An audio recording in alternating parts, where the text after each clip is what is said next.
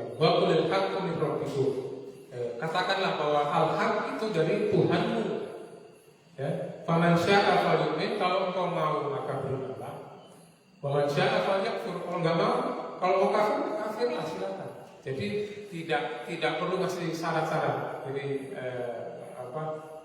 mau mukmin silakan, mau beriman silakan, enggak mau beriman juga silakan. Jadi tugasku hanya mengatakan bahwa ini al-haq yang aku sampaikan ini adalah sebuah kebenaran dari Tuhan kalian. Menasihati orang yang bisa melakukan itu dengan tangannya, dengan kuasanya. Jadi misalnya kita bisa menasihati, memberikan masukan kepada pemimpinnya untuk supaya mencegah itu. Karena kalau kita langsung main hakim sendiri, ya akhirnya jadi disorder tadi, bertentangan dengan makruf tadi. Kita melakukan pencegahan kepada munkar, tapi dengan cara yang munkar juga. Itu tidak boleh.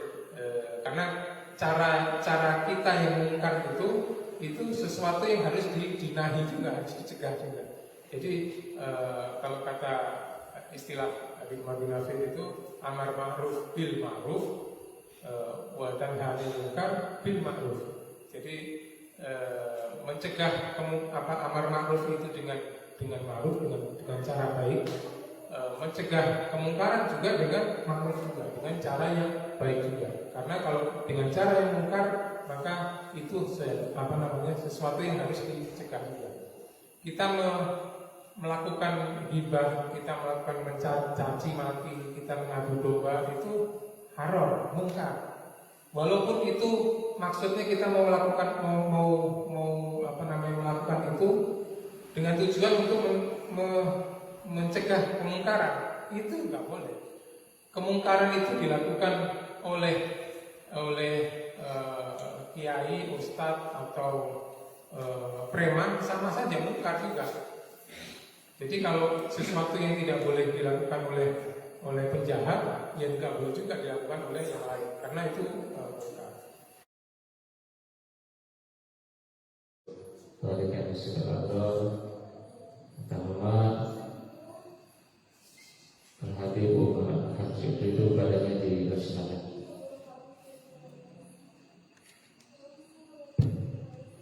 Bismillahirrahmanirrahim.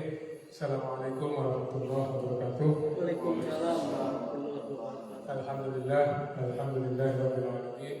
Wassalatu wassalamu ala Rasulillah sayyidil mursalin wa ala alihi wa sahbihi wasallam. Hadirin jamaah masjid Al-Aqsa rahimahullah. Alhamdulillah pada malam hari ini kita masih diberikan kesempatan oleh Allah Subhanahu wa taala untuk berkumpul di tempat yang mulia ini dalam keadaan sehat walafiat, dalam keadaan masih beriman, Islam, kita masih diberikan izin oleh Allah, diberikan taufik untuk tetap beriman dan berislam.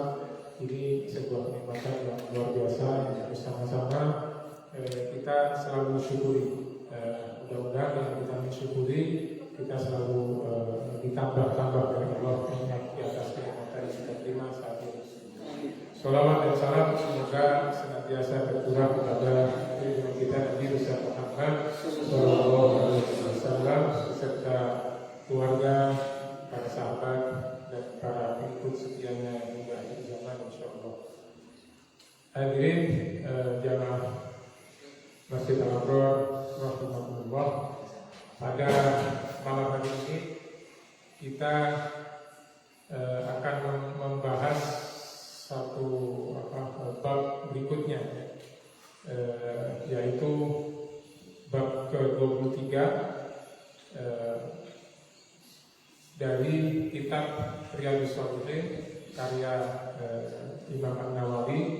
Kita sebelumnya kita kirimkan Al-Fatihah kepada penulis kitab ini. Semoga menjadi amal kebaikan buat penulis kitab itu, dan ilmu yang kita pelajari ini menjadi ilmu yang bermanfaat. Al-Fatihah.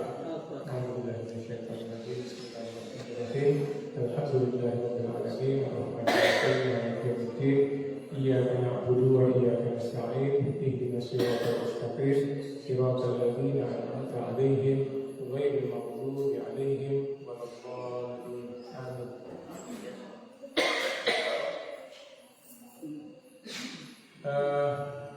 Ada beberapa ayat seperti biasa ayat Al-Quran yang dikutip di dalam bab ke-23 ini, dan juga ada beberapa hadis yang dikutip juga di dalam kitab Riyadhus Shalihin bab 23 tentang memerintahkan kebaikan, amar ma'ruf, dan mencegah dari kemungkaran. Mari kita mulai. Ayat yang pertama adalah ayat dari surat Ali Imran ayat 104. A'udzubillahi minasyaitonir rajim. Qala Allah Ta'ala wa takum minkum ummatan yad'una ilal khair wa ya'muruna bil ma'ruf wa yanhauna 'anil munkar wa ulaika humul muflihun. Qala Allah Ta'ala, Allah berfirman, wa takum minkum, hendaklah jadilah di antara kalian, minkum di antara, ada di antara kalian, sebagian dari kalian itu ummatan, satu umat, satu golongan yang yad'una ilal khair, yang mengajak kepada khair, kebaikan, kemudian dan wa ya'muruna bil ma'ruf, dan menyeru, memerintahkan kepada ma'ruf. Ini tadi dua, ini kalau di sini diterjemahkannya sama-sama kebaikan, khair sama ma'ruf. Tapi karena disebutkan secara terpisah, itu pasti ada perbedaan antara khair dan ma'ruf. Di sini disebut wa yad'una ilal khair wa ya'muruna bil ma'ruf wa yanhauna 'anil munkar, dan mencegah al-munkar. Al-munkar biasa diterjemahkan secara teks itu kemungkaran, al-munkar. Kemudian wa ulaika humul muflihun, dan mereka itulah orang-orang yang muflih, orang-orang yang sukses, orang-orang yang berbahagia. Dari kata falah, kita sering di dalam adzan, dalam qomat kita, hayya 'alal falah, hayya 'alal falah. Mari berbondong-bondong untuk menuju kebahagiaan, menuju kesuksesan. Nah, di sini disebutkan di akhir ayat ini adalah wa ulaika humul muflihun, bahwa dan mereka itulah, mereka itu siapa? Umat yang menyeru kepada kebaikan, yad'una ilal khair wa ya'muruna bil ma'ruf wa yanhauna 'anil munkar. Nah, sekarang kita coba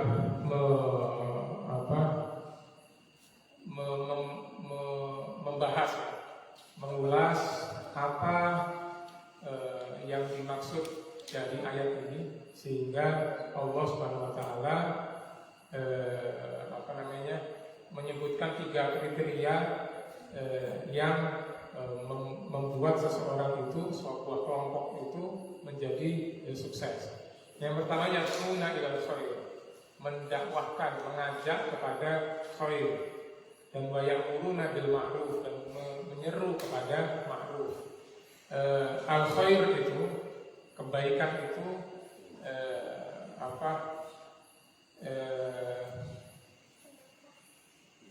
sifatnya lebih universal, artinya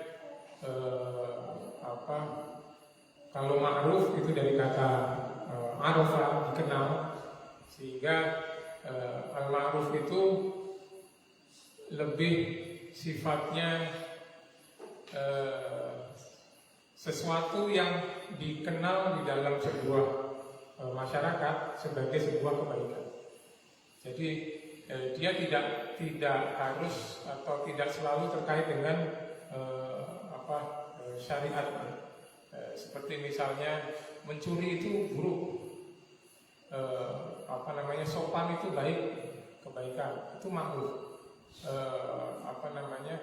berbuat baik, membantu orang itu suatu hal yang baik, positif, itu ma'ruf. Jadi dimanapun itu di dalam masyarakat apapun, yang namanya ma'ruf itu dikenal sebagai sesuatu yang baik. Nah, di situ kalau perintahnya, makanya di sini di ayatnya digunakan kata yang memerintahkan, karena ketika ma'ruf itu tidak dilakukan, maka akan terjadi kekacauan, ketidakteraturan di dalam sebuah masyarakat itu. Misalnya sebaliknya, lawan dari ma'ruf itu adalah munkar. Munkar itu sesuatu yang aneh, ya, aneh, janggal untuk di masyarakat itu. Misalnya kalau mengambil yang bukan haknya itu munkar, karena itu sesuatu yang tidak pada tempatnya, munkar. Itu juga harus dicegah. Sementara ma'ruf itu harus diseru, di sini diperintahkan, amar gitu, diperintahkan untuk berlaku baik, berlaku sopan santun, berlaku itu penggunaannya katanya ma'ruf. Nah, kalau kata al-khair di sini disebutkan, di sini digunakan kata yad'u itu mengajak. Jadi seperti misalnya dakwah itu mengajak bukan memerintahkan, bukan memerintahkan ayo, tapi dakwah itu mengajak itu ya dengan tata cara yang menarik, yang menyentuh, yang kira-kira membuat seseorang itu mau mengikuti apa yang kita ajarkan itu. Nah, itu al-khair, yad'una ilal khair. Seperti di ayat lain disebut, digunakan kata yang sama, ud'u ila sabili rabbika bil hikmah wal mau'izah al-hasanah. Jadi kalau dakwah itu ya seperti nggak bisa kita misalnya kita kayak kalau bus-bus itu memberikan contoh seperti orang naik di terminal untuk ngajak orang supaya naik ke bisnya gitu. Mengajak itu nggak bisa, masuk, nggak bisa. Tapi gimana caranya? Di dalam ada AC-nya enak, ada TV, di sana dilayani, ada makanan, ada ini. Itu mengajak. Nah, ini di sini disebutkan yad'una ilal khair, tapi kalau al-ma'ruf merintah, menyeru gitu ya. Karena kalau itu tidak terjadi, artinya tidak diterapkan, tidak dilakukan, maka akan terjadi disorder, ketidakteraturan di dalam sebuah masyarakat. Begitu juga dengan munkar, juga dicegah. Nah, itu ayat yang pertama. Ada beberapa ayat yang dikutip oleh Imam Nawawi di sini. Di ayat kedua adalah ayat Ali Imran juga, ayat 110. Di sini disebutkan bahwa Allah Ta'ala dan Allah Subhanahu Wa Ta'ala berfirman, A'udzubillahi minasyaitonir rajim, kuntum khairu ummatin ukhrijat linnas ta'muruna bil ma'ruf wa tanhauna 'anil munkar. Kuntum khairu ummah. Kalian itu adalah sebaik-baik umat, sebaik-baik kelompok. Ukhrijat itu khuruj itu keluar, dikeluarkan, dirilis gitu ya, di tengah-tengah untuk seluruh manusia. Kenapa? Ada syaratnya. Kita itu bisa masuk dalam kriteria khairul ummah itu adalah di ayat sebelumnya, di ayat lanjutannya adalah ta'muruna bil ma'ruf, karena engkau itu memerintah kepada yang ma'ruf wa tanhauna 'anil munkar. Engkau memerintahkan untuk berbuat yang ma'ruf wa tanhauna 'anil munkar. Ma'ruf itu tadi saya lupa menjelaskan, khair itu sifatnya universal. Ma'ruf itu bisa berbeda-beda di satu masyarakat dengan masyarakat ma'ruf di Indonesia bisa berbeda dengan ma'ruf di Inggris misalnya, di belahan dunia yang lain. Ma'ruf di Jawa mungkin bisa berbeda dengan ma'ruf di Sumatera atau di Papua, bisa berbeda. Jadi tata cara aturan itu bisa berbeda. Tapi khair itu sifatnya universal. Misalnya khair yang sifatnya universal, misalnya kalau tadi kita mengajak misalnya untuk sholat, itu di mana-mana sholat itu begitu, puasa itu begitu. Ya, itu yaitu mengajak. Tapi kalau yang tadi yang ma'ruf tadi itu sifatnya menyuruh. Kemudian ayat selanjutnya yang dikutip di sini adalah ada ayat dari surat Al-A'raf ayat 199. Di sini disebutkan a'udzubillahi minasyaitonirrajim, khudil afwa wa'mur bil ma'ruf wa'rid 'anil jahilin. Allah SWT berfirman, khudil afwa, berikan maaf, berikan pengampunan, berikan pemaafan. Kemudian perintahkan wa'mur bil ma'ruf, perintahkanlah kepada ma'ruf, kepada kebaikan. Wa'rid 'anil jahilin, ini juga penting. Dan jangan hiraukan, jangan terlalu diladeni orang-orang yang jahili, yang bodoh. Itu di sini maksudnya bodoh tapi ngeyel, ya, nggak mau mendengar, nggak mau mendengar, itu tinggalkan aja.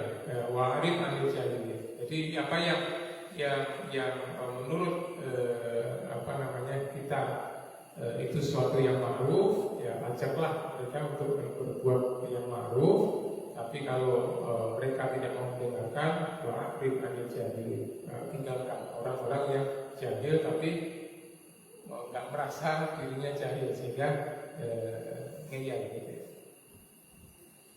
Kemudian ayat berikutnya, ayat surat At-Taubah ayat 71. A'udzubillahi minasyaitonirrajim.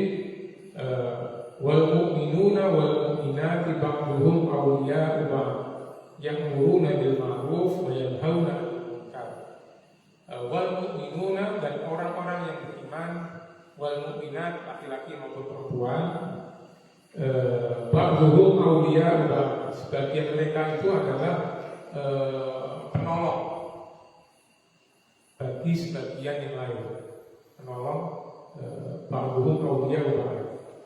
Bagaimana bentuk tolong-menolongnya itu adalah ya'muruna bil ma'ruf, mereka menyuruh untuk mengerjakan yang ma'ruf, wa yanhauna 'anil munkar, dan mencegah dari perbuatan yang mungkar. Ini kalau di ayat lanjutannya adalah tentang sholat, tentang zakat, taat pada Allah dan Rasulnya dan seterusnya. Tapi yang dikutip oleh Imam Nawawi sampai situ saja. Jadi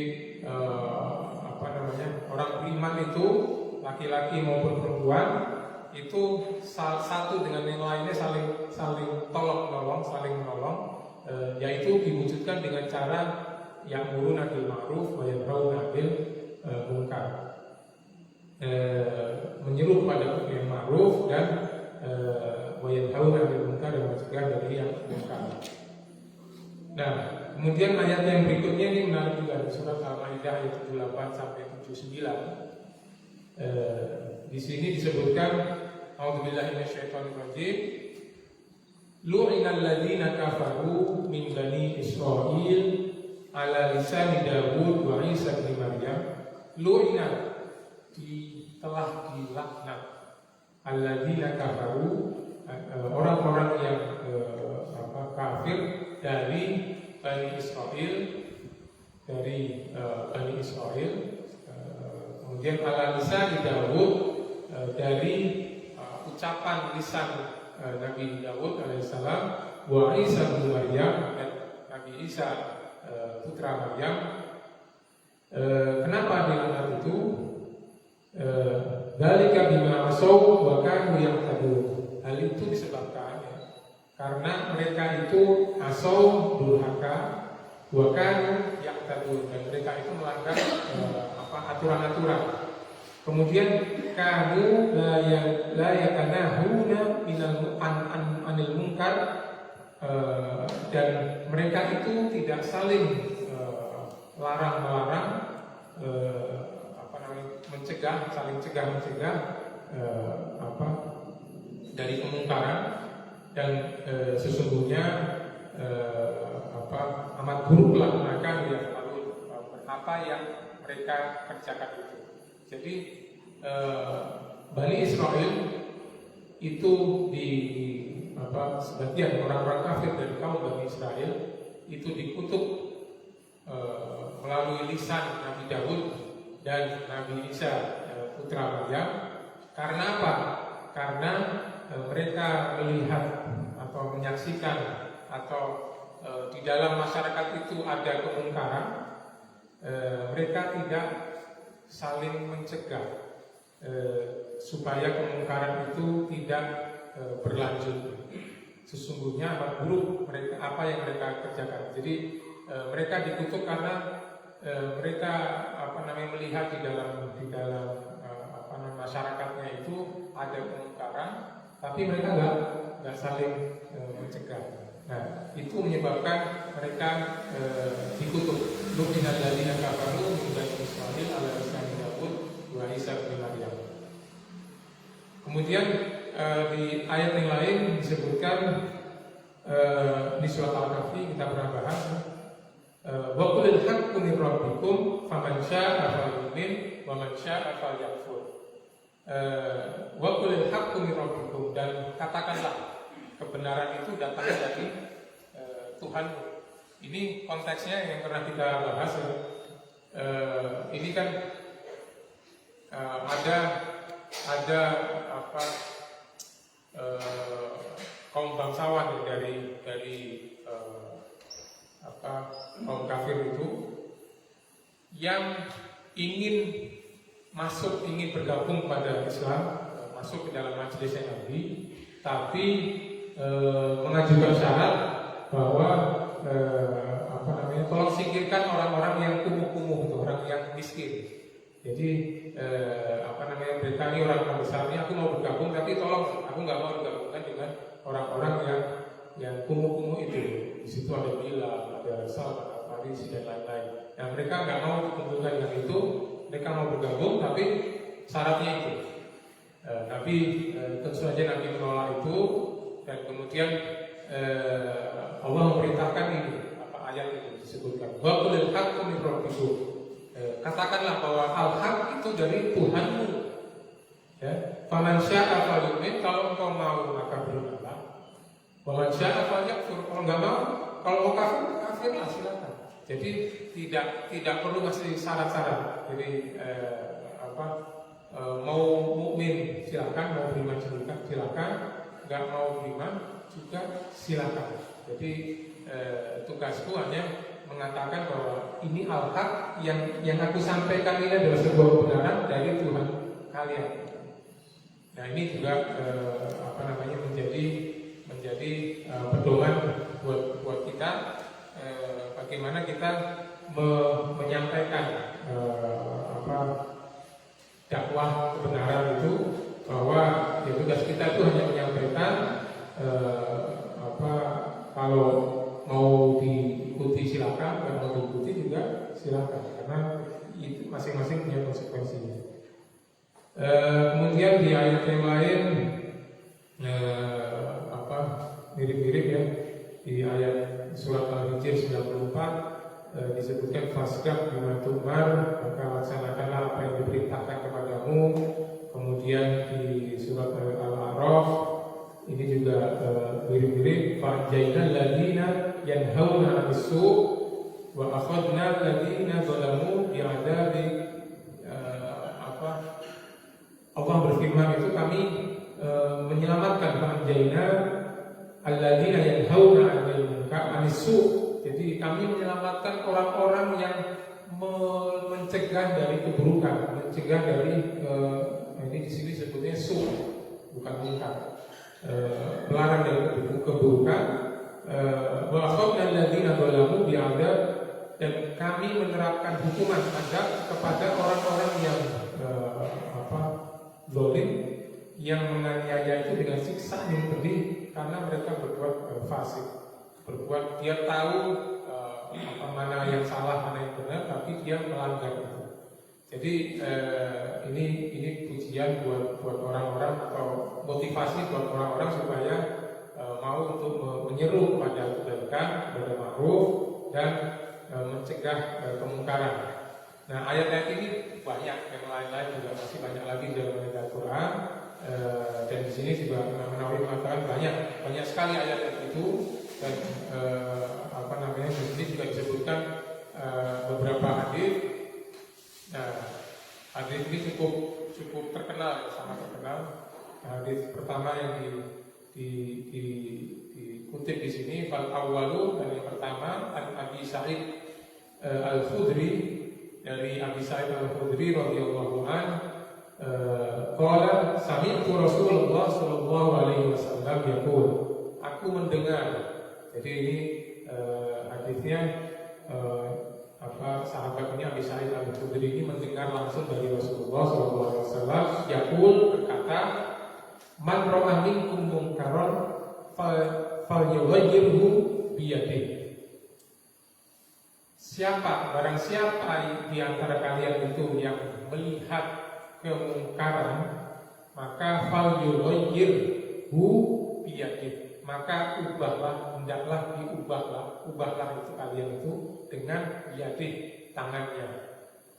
Fa illam yastati' fa bilisanihi, jika tidak mampu, maka fabilisani, dengan lisannya. Fa illam yastati' fa biqalbi, dan apabila juga tidak mampu, maka dengan hatinya. Wa dzalika al-'afwul iman, dan itu adalah selemah-lemahnya keimanan. Ini hadis yang sangat populer, terutama yang berkaitan dengan nahi munkar. Jadi di sini disebutkan apabila kalian melihat kemungkaran, maka falyughayyirhu biyadihi, ubahlah dengan tanganmu. Ini ditafsirkan macam-macam, ada tanganmu dengan kekuasaan, dengan tindakan, dengan apapun yang kalau kita lakukan itu kira-kira bisa mengubah. Makanya perintahnya itu adalah ubahlah dengan tanganmu. Tentu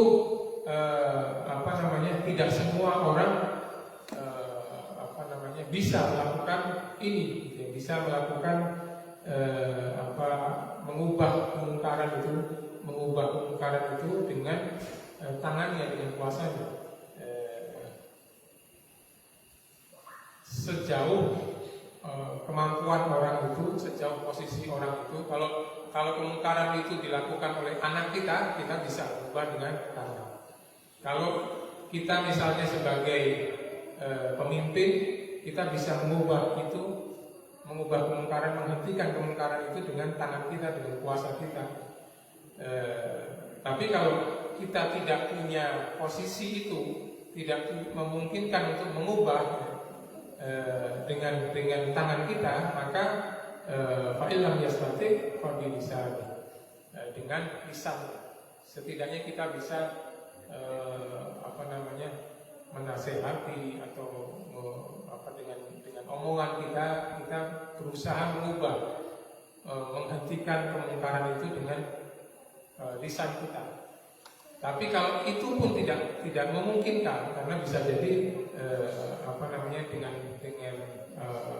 lisan itu justru mungkin malah kemungkaran itu bukan malah mereda hilang, tapi bisa jadi malah menimbulkan kemungkaran yang lain atau kerusakan yang lain. Maka itu juga harus dihindari juga. Maka ada jalan ketiga, fa'ilam yastati fabiqalbi, dengan hatinya, dengan menunjukkan ketidaksetujuan, sukaan dengan kemungkaran itu, dan kemudian mendoakan untuk supaya kemungkaran itu atau orang yang melakukan kemungkaran itu diberikan petunjuk oleh Allah untuk meninggalkan kemungkaran itu. Dengan lisan itu juga bisa juga dengan menasihati orang yang bisa melakukan itu dengan tangannya, dengan kuasanya. Jadi misalnya kita bisa menasihati, memberikan masukan kepada pemimpinnya untuk supaya mencegah itu. Karena kalau kita langsung main hakim sendiri, ya akhirnya jadi disorder tadi, bertentangan dengan ma'ruf tadi. Kita melakukan pencegahan kepada munkar, tapi dengan cara yang munkar juga. Itu tidak boleh. Karena cara kita yang munkar itu sesuatu yang harus dinahi juga, harus dicegah juga. Jadi kalau kata istilah Habib Madunafir itu amar ma'ruf bil ma'ruf wa tanha 'anil munkar bil ma'ruf. Jadi mencegah amar ma'ruf itu dengan ma'ruf, dengan cara baik, mencegah kemungkaran juga dengan ma'ruf juga, dengan cara yang baik juga. Karena kalau dengan cara yang mungkar, maka itu sesuatu yang harus dicegah juga. Kita melakukan ghibah, kita melakukan mencaci maki, kita mengadu domba, itu haram, mungkar. Walaupun itu maksudnya kita mau melakukan melakukan itu dengan tujuan untuk mencegah kemungkaran, itu nggak boleh. Kemungkaran itu dilakukan oleh kiai, ustadz atau preman, sama saja mungkar juga. Jadi kalau sesuatu yang tidak boleh dilakukan oleh penjahat, ya tidak boleh juga dilakukan oleh yang lain, karena itu mungkar. Jadi hadis ini memberikan petunjuk pada kita untuk bagaimana melakukan kemungkaran, pencegahan pada kemungkaran itu. Ada level-levelnya untuk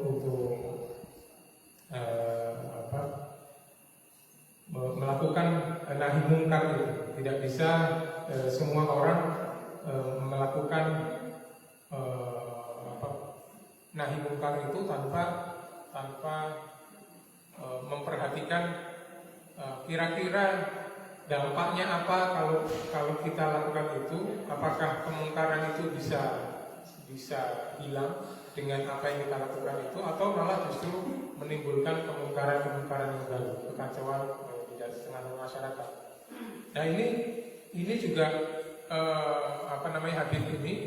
hadis ini itu juga dapat dimaknai bahwa kita itu muslim, mukmin itu jadilah orang yang kuat, jadilah orang yang kaya, jadilah orang yang punya kuasa, sehingga kita kalau ada kemungkaran kita bisa cegah dengan kuasa kita. Kalau kita berada pada kondisi yang lemah gitu ya, kondisi yang lemah, kita nggak bisa melakukan amar ma'ruf nahi munkar secara sempurna karena posisi kita lemah. Jadi anjuran supaya kita bisa menjalankan amar ma'ruf nahi munkar ini dengan baik, maka jadilah kita ini muslim yang kuat. Ini juga salah satu hikmah. Kenapa kalau kita melihat Nabi dan Rasul itu seluruhnya berasal dari keluarga yang terhormat, keluarga yang terhormat, Jadi dia itu, kalau misalnya Nabi Muhammad SAW itu menyerukan banyak kebaikan, berdakwah itu banyak yang benci.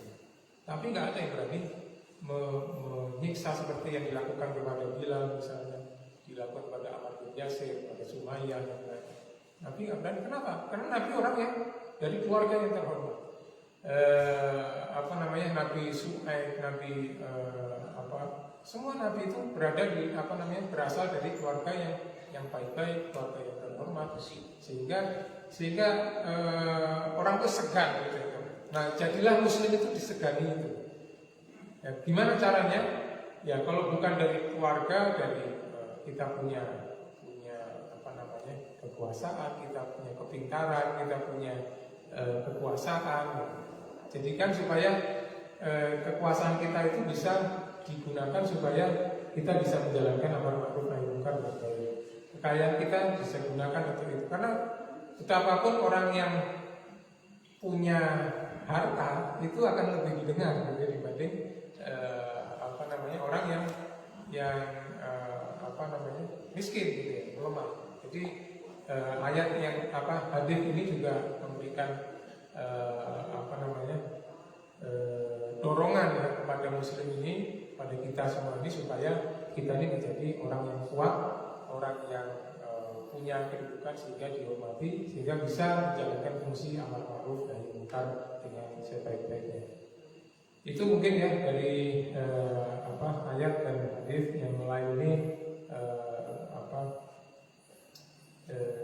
mirip-mirip. Saya pikir mungkin nanti kita kayak dari diskusi aja. Itu mungkin saya kembali lagi Pak Ustaz.